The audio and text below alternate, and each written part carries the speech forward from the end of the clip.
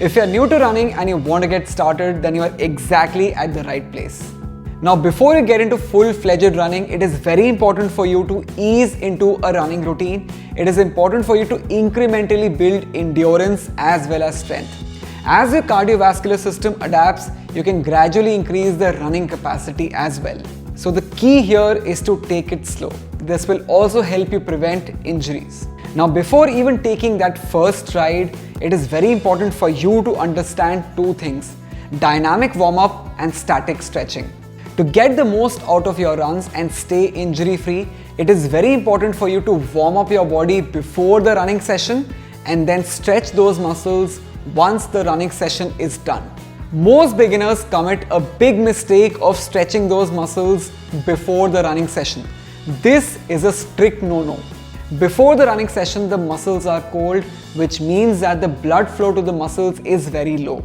Stretching in such a condition can reduce muscle performance, and in the worst case, it can cause the muscle to snap, resulting in injury. So focus on warming up the body before the running session, which calls for dynamic warm-up. So over here, I'll focus on dynamic warm-up and static stretches will come later. Dynamic warm-up includes all the motion exercises that mimic the main workout. In this case, the main workout is running. If I talk about the benefits of dynamic warm-up, then it increases joint flexibility and it also increases the blood flow to the major muscles, in the process preparing the muscles for the grind and making them more elastic so that you don't get injured while running. Now let's take a look at some dynamic warm-up exercises that you can do before running. The first exercise as part of the warm-up is arm rotations. For this exercise, you need to rotate your arms in the clockwise and anti-clockwise direction. This exercise gets the blood flowing to your shoulders and the arms. Do 10 repetitions in both the directions. The second warm-up exercise is spot running. For this exercise, you need to stand on the spot and gradually move your legs up and down, mimicking a run.